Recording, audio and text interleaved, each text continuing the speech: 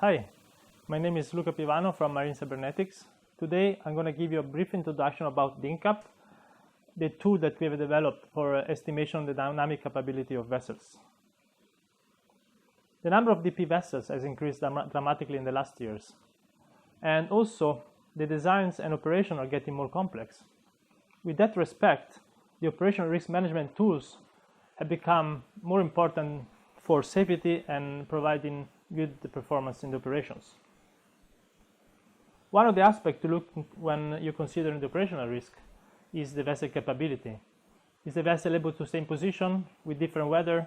What is the capability after the worst case single failure?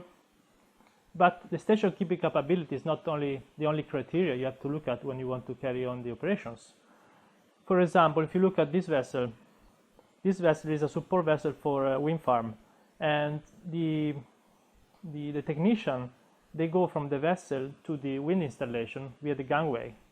In order to perform this transfer of personnel, the vessel has to stay in position, but also the vessel can't move that much because otherwise the gangway has to be disconnected from the installation.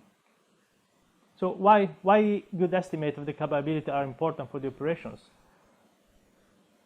For example, good estimate they can use for planning purposes. You look at the weather and you can establish if the vessel can operate safely or not. For example, you can establish, can the helicopter land next week? Can the helicopter land this week based on the weather forecast?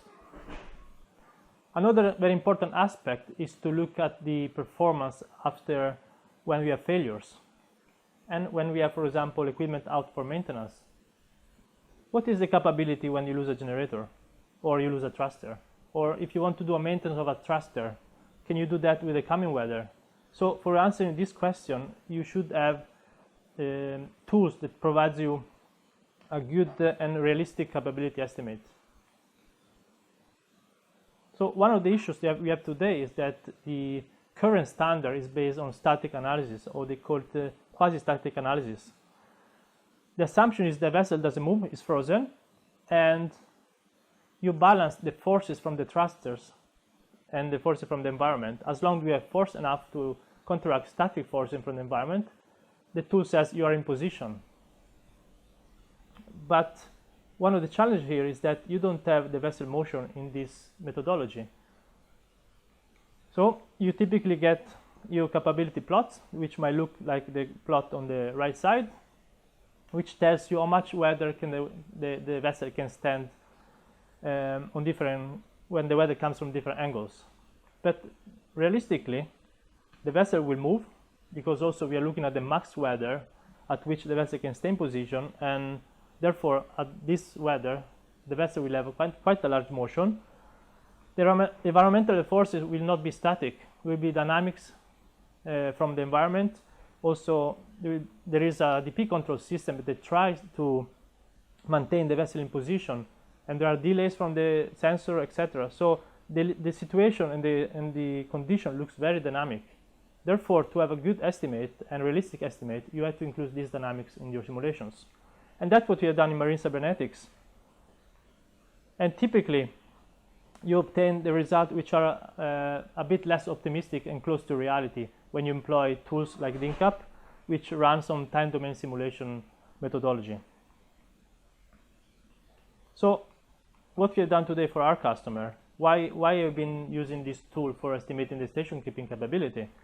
Well, we've been using those tools for different purposes. Some customers would like to have a tool to estimate the performance of a vessel on different weather conditions, to plan maintenance in advance, also to estimate the capability and the ability to operate in contingency situations when you might lose a thruster or an engine.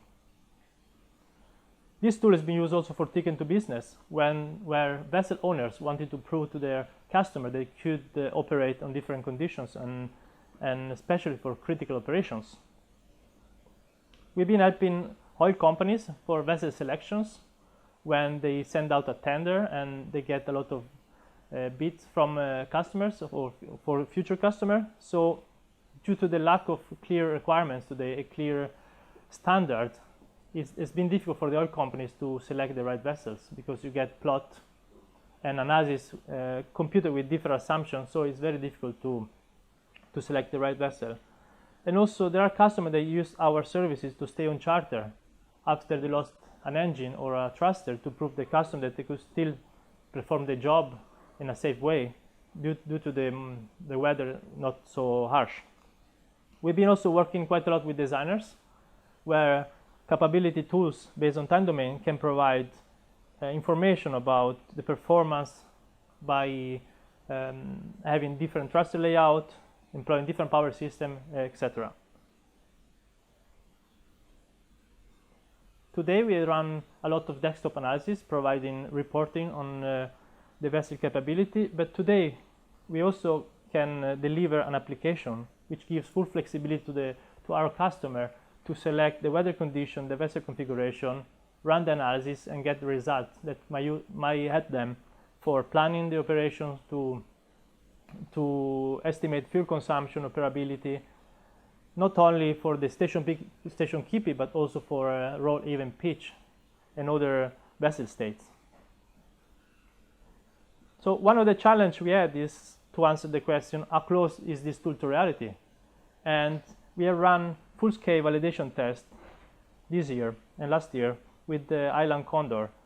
The results were really good and agreed well. The simulation agreed well with what we measured in the sea. And this is promising.